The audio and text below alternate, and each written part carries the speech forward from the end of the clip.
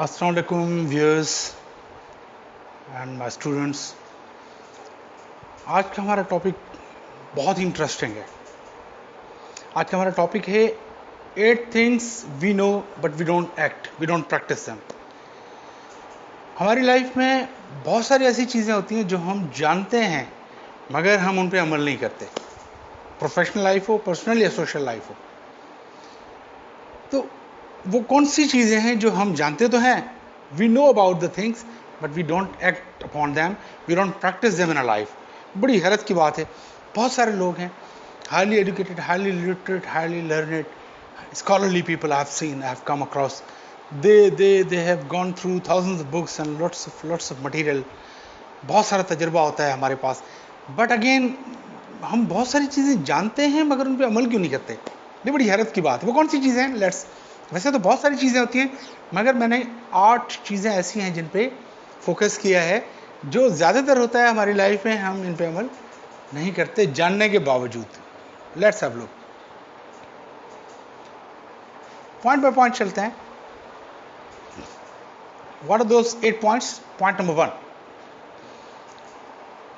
अगर आपने मेरे YouTube चैनल को सब्सक्राइब नहीं किया तो काइंडली इसको सब्सक्राइब करें और फिर हम आगे बढ़ते हैं इस पॉइंट्स में।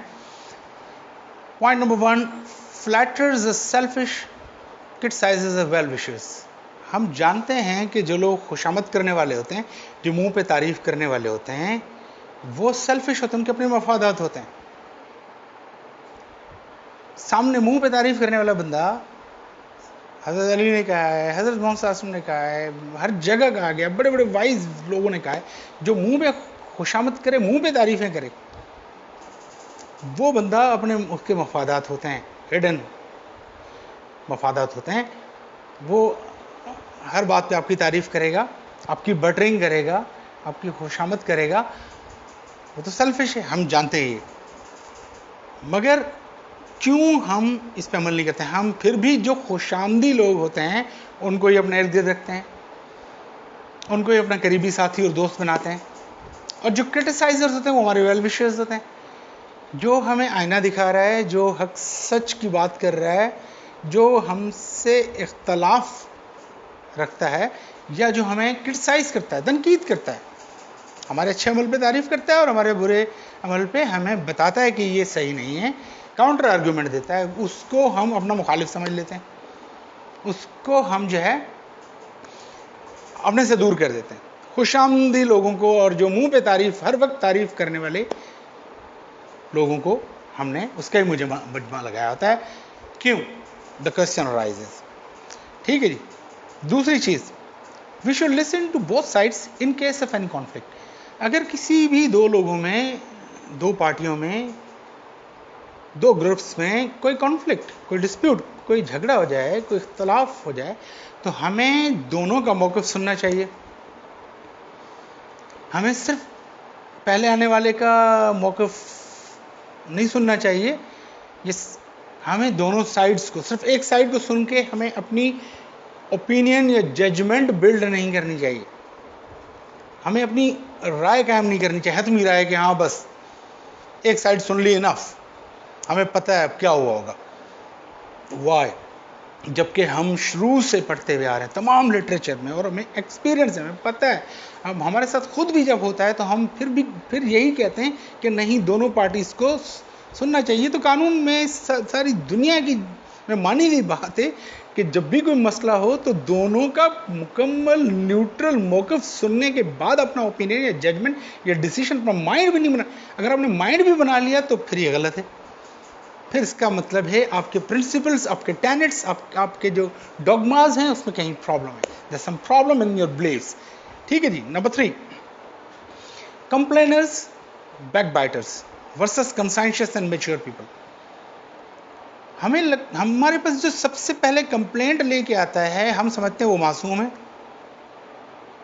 जो दूसरों की बैकबाइटिंग करता है हमारे सामने, हमारे मुखालफिन या हमारे नापसंदीदा लोगों की बैकबाइटिंग करता है, वो हमें अच्छा लगता है। और जो बासु लोग होते हैं, जो बाज़मीर लोग होते हैं या मैच्योर लोग होते हैं, जो कभी भी आपके पास कंप्लेंट किसी की नहीं लाते, हम समझते हैं वो बेकार हैं, वो इररिलेवेंट हैं। वाई सो? क्या जो पहले पहल करता है कंप्लेंट करने में वो सही होता है? क्या ये सही है? नहीं, हम जानते हैं ऐसा बिल्कुल नहीं होता। जो पहले कंप्लेंट करे तो वो सही हो, मोस्ट प्रोबेबली ये भी हो सकता है वही गलत हो। वो खुद ही वारदात करके खुद ही एफआईआर कटवाने जा रहा है दूसरे पे। This usually happens. तो क्या अगर कोई कंप्लेंट आपके पास नहीं ला रहा किसी की तो वो गलत है? वाई सो? ये बड़ी हैरत की बात होती है, हालांकि ऐसा नहीं होना चाहिए। देखें, अगर आपको किसी बंदे के बारे में कंप्लेंट आती है कि सर वो आपके खिलाफ बात करता है, बैक बाइटिंग करता है, आपके खिलाफ प्लान, तो सबसे पहले तो ये चीज़ देखें, मैं इसमें कहता हूं, मेरा मशवरा होता है लोगों को जज करने का कि आप क्या आपके सामने आपके साथ इंटरेक्शन कैसा है, आपके सामने किसी और की बैक बाइटिंग या बुराई की है उसने कभी? क्या किसी की गिबत आपके सामने किसी और बंदे की है उस बंदे ने जिसके खिलाफ आपके पास कंप्लेंट आ रही है? क्या वो कभी कंप्लेन करता है दूसरों के बारे में? अगर नहीं तो आप समझें कि वो बंदा मैच्योर है, वो समझदार है, वो कंसाइंशियस है, वो बाज़मीर इंसान है, वो दरगुजर करने वाला बंदा है, वो लेट गो करने वाला बंदा है। जब आपके सामने किसी और की बुराई नहीं कर रहा तो आपकी कहीं और बुराई कैसे कर सकता है भाई? लोगों को जज करने के लिए सेंस रखें। जब आपके सामने कोई बंदा किसी और की बैक बाइटिंग नहीं करता तो उसके खिलाफ आप कैसे मान लेते हैं कि वो आपके खिलाफ बुराई कर रहा है? आपने अपना इंटरेक्शन लोगों के साथ डेवलप करें, देखें, बंदे को परखने की कोशिश करें कि बंदा अगर आपके खिलाफ आपके सामने किसी की बुराई नहीं लाता, किसी कंप्लेंट नहीं लाता, तो वो तो सही बंदा है ना। और जो बार बार दूसरों की बैक बाइटिंग और दूसरों की बुराइयां और दूसरों में कीड़े निकाल रहा है, प्रॉब्लम तो उसी में। देन वाई हम इस चीज को जानते हुए भी कि जो कंप्लेनर और बैक बाइटर होता है वही गलत होता है, फिर भी हम उसी को इंपॉर्टेंस क्यों देते हैं और जो कंसाइंशियल मैच्योर लोग होते हैं उनको धकेला जाता है? Why? Number 4, team selection on merit और on yesmanship opportunist. Team selection, काबिल लोगों को रखा जाए, काबिल लोगों को रखेंगे, मेरिट पे रखेंगे, एबिलिटी और टैलेंट की बेसिस पे हम टीम बनाएंगे तो टीम बड़ी पावरफुल, जबरदस्त बनती है, वो टीम रिजल्ट देती है। उस टीम को थोड़ा सा कंट्रोल करने में प्रॉब्लम ज़रूर होती है क्योंकि टैलेंटेड लोग होते हैं, डाइवर्स बैकग्राउंड्स होते हैं, उनको संभालना थोड़ा मुश्किल होता है, बट रिजल्ट्स उसके ज़्यादा बेहतर आते हैं। रादर देन के जो बंदा हर वक्त आपकी बात में यस मैनशिप एक ऐसी स्ट्रैटेजी है जिसमें बॉस के साथ हर बात में यस करना है, इत्तेफाक करना है अपने पॉलिटिकल बेनिफिट्स की वजह से। तो उसमें तो वो कहते हैं ना, जब आपका बॉस और आप दोनों हर बात पे एग्रीड हैं, सेम ओपिनियन है, तो आप दोनों में से एक एक्स्ट्रा है, एक फालतू है। तो भाई मेरे, अगर आपके पास टैलेंटेड कॉम्पिटेंट लोगों की टीम बनाएं तो वो ज़्यादा बेहतर है। ऐसा बंदा हम क्यों इंतखाब करते हैं जो हर बात में यस मैन हो? क्यों चाहते हैं कि ताबेदार में फेथफुल मिले हमें लोग? बस फेथफुल वाली जो कहानी है बड़ी मशहूर। Why are we looking for the faithful and only yes man type of people, despite the fact कि वो इतने कॉम्पिटेंट नहीं हो, क्योंकि वो हमसे संभल जाएंगे, मैनेज कर लेंगे, इस वजह से। तो फिर तो इदारा कभी भी उसमें बूस्ट नहीं आता। जो मौका परस्त लोग हैं वो आपके इर्द गिर्द फिरते हैं, वो हर बात में यस मैन करते हैं, आज आपके साथ हैं, कल आप नहीं होंगे, आपके पास सीट नहीं होगी, दूसरे के साथ होंगे, हर बंदे के साथ जस्ट करने वाले बंदे हैं। तो वाई सो? टैलेंट, कॉम्पिटेंस, मेरिट भाड़ में जाए और जो है वो यस मैन और अपॉर्चुनिस्ट, मौका परस्त, हर बात में हमसे एग्री करे, ये तो हम अपने आप को बेवकूफ़ बना रहे हैं ना, अपने आप को हम नुकसान पहुंचा रहे हैं जानबूझ के। Don't we know this fact? तो हम क्यों नहीं अमल करते? जब जानते हैं तो क्यों नहीं अमल करते? Number 5, difference of opinion is good for progress. अगर कंपनी को, अगर ऑर्गेनाइजेशन को हमने प्रोग्रेस देनी है, डेवलप करना है, बेहतरी लानी है, तो हमें डिफरेंस ऑफ ओपिनियन, इख्तलाफ राय की इज्जत करनी है, उसको सुनना पड़ेगा। इख्तलाफ राय से तो हर चीज़ जन्म लेती है, इख्तलाफ राय तो ज़िंदगी का वजूद ही इसी से, ऑर्गेनाइजेशन की बेसिस। हमें पता है कि जो डिफरेंट ओपिनियन रखने वाले लोग डिफरेंट ज्यूल्स होते हैं, वहीं से तो नई नई चीजें आती हैं। क्रिएटिविटी कैसे आती है? जब डिफरेंस ऑफ ओपिनियन होता है भाई। रिसर्च कैसे होती है? जब डिफरेंस ऑफ, चैलेंज करते हैं किसी और की रिसर्च को। जब नई चीज जन्म ही जब ही लेती है, वैल्यू एडिशन ही जब ही होता है जब डिफरेंस ऑफ ओपिनियन। मगर जो डिफरेंस ऑफ ओपिनियन हमसे रखता है, हम उसी को कुल्हाड़ी क्यों मारते हैं? उसी को शटअप क्यों कर देते हैं? उसी को बुलशिट क्यों कर देते हैं? उस पे ही सारा जो है हम अपना गुस्सा क्यों उतार देते हैं? Why does it happen?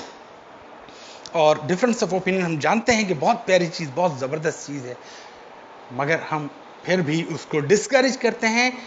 Difference of opinion नहीं, बल्कि हमसे ज़्यादातर वही यस मैन, जो ऊपर वाला पॉइंट, यस मैन, हर बात पे एग्री करने वाले लोग, बस वो चाहिए। जो तो ज़रा सा इख्तलाफ या डिफरेंट ओपिनियन रखते हैं, या तरीक़ेकार में, या काम में, या मोडस ऑपरेंडी में कोई नई बात करते हैं, तो हम उनको अपना दुश्मन और बहुत बड़ी थ्रेट समझते हैं। Why is this so? ये सारे लोगों, जितने अक्लमंद लोग हैं, पढ़े लिखे लोग हैं, सबसे मेरा क्वेश्चन है, this is my question from all of the educated and related people, why is it so? Just think about it, कि हम इन चीज़ों के बारे में जानते हैं, बट हम इन चीज़ों पे कतन भी अमल नहीं करते। Next, number 6, unity versus politics, lobbyism. अच्छा, हमें पता है कि अगर इत्तेहाद होगा, सब सेम पेज पे होंगे, यूनिटी होगी, तो इदारा या कोई भी ऑर्गेनाइजेशन या कोई भी घर चल पड़ेगा, कोई मुल्क चल पड़ेगा, कोई पार्टी चल पड़ेगी। मगर इसके बावजूद हम टॉप से बॉटम तक देखते हैं पॉलिटिक्स ही पॉलिटिक्स हो रही। लॉबिज्म, जो यूनिटी के हक में बात करने वाले बंदे होते हैं, वही लॉबीज बना रहे होते हैं, खुद बैठ के लॉबिज्म कर रहे होते हैं, खुद बैठ के पॉलिटिक्स कर रहे होते हैं। क्यों?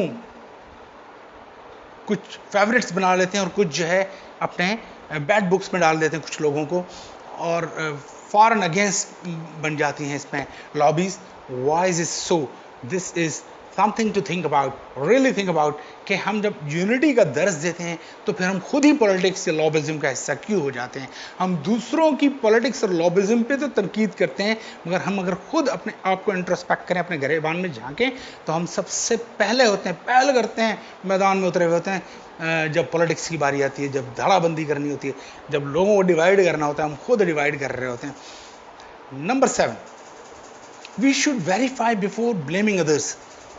कोई भी बात किसी के बारे में करने से पहले, आपने सुनी बात या उसके बारे में कोई स्टेटमेंट देना चाह रहे हैं, पहले वेरीफाई करना चाहिए कि वो बात सच भी है या नहीं है। उस बात को जज कर, उस बंदे को जज करना चाहिए बिफोर कि हम ब्लेम करें। मगर ऐसा नहीं होता, हम पहले ब्लेम कर देते हैं और उसके बाद वेरिफिकेशन, इन्वेस्टिगेशन शुरू करते हैं। पहले जो बोलना होता है बोल देते हैं, ब्लेम करना होता है ब्लेम कर देते हैं, बट वेरिफिकेशन प्रोसेस बाद में रखते हैं। बाद में पता चलता है कि अरे यार, हमने जो एलिगेशन से जो ब्लेम लगाया वो सब गलत थे, वो हमारी गलत फहमी थी। Why is it so? Organisations में, घरों में, हर जगह, दोस्तों में दिस हैपेंस। तो ऐसा क्यों है? ऐसा नहीं होना चाहिए। ठीक है जी, हमें पहले किसी भी चीज़ की तस्दीक करनी चाहिए, तस्दीक हो जाए, कंफर्म हो जाए, देन कोई बात बोलनी चाहिए। ये पढ़ा लिखा एजुकेटेड एटीट्यूड कहलाता है, वरना हम पढ़े लिखे जाहिल कहलाएंगे। ठीक है जी। Next, a friend in need versus fair weather friend. Friend in need वो होता है जो मुश्किल वक्त का साथी होता है। हमें पता है जो मुश्किल वक्त का साथी होता है वो असल दोस्त होता है। अ friend in need is a friend in need. ठीक है जी। फिर भी हम फेयर वेदर फ्रेंड्स, जो लोग हमारे अच्छे वक्तों में हमारे इर्द गिर्द होते हैं, हमारी वही सैक्रिफिस करते हैं, फ्लैटरी करते हैं, हमारे साथ रहते हैं, उनको ही अपने साथ क्यों रखते हैं? और जो फ्रेंड नीड, जो मुश्किल वक्त के साथी होते हैं, उनको इग्नोर कर दें। मुश्किल, याद रखें, मुश्किल वक्त का जो साथी होता है वो आपके अच्छे वक्तों में खामोशी से पीछे 2 स्टेप पीछे खुद चला जाएगा, आपको चेक करने के लिए, आपका ज़र्फ कैरेक्टर चेक करने के लिए कि आप कैसे हैं, क्या हैं, कि आपको याद है कि नहीं है। बट 90%, 95% लोगों में ये होता है कि बुरे वक्तों में वही मुश्किल वक्त के साथियों को ढूंढते हैं, अच्छे वक्तों में जो है उनको भूल जाते हैं और कोई दूसरे अपने पसंद के मनपसंद फ्रेंड्स बना लेते हैं, और जिन्होंने आपके लिए सेक्रीफाइसेस दी होती हैं, जिन्होंने मुश्किल वक्त में साथ दिया होता है, जो अनकंडीशनल और बेलॉस किस्म के लोग होते हैं, मुश्किल वक्त के साथी, वो हम उनको साइड लाइन कर देते हैं। वही जैसे कहा जाता है कि फेयर वेदर फ्रेंड वो होते हैं, अ फ्रेंड इन नीड, मुश्किल वक्त के साथी वो होते हैं जो लहू देने वाले दोस्त होते हैं, लहू दोस्त। और ये चूरी खाने वाले दोस्त, जो अच्छे वक्त में मज़े लेने वाले दोस्त, वो फेयर वेदर फ्रेंड कहलाते हैं। तो व्हाई इज इट सो कि मैं जब लाइफ में देखता हूँ बहुत हैरान होता हूँ इन चीज़ों को सोच के कि हम में से ज़्यादा, मैं कोई नई चीज़ नहीं बता रहा, हम में से ज़्यादातर लोग इन आर्ट चीज़ों को जानते हैं, मगर जानते बूझते हम इन पे अमल नहीं करते, आंखें बंद कर देते हैं। Why? Big question mark for all. Thank you very much, hope you will like this video, and if you like this, do subscribe my channel. Thank you friends, God bless you all.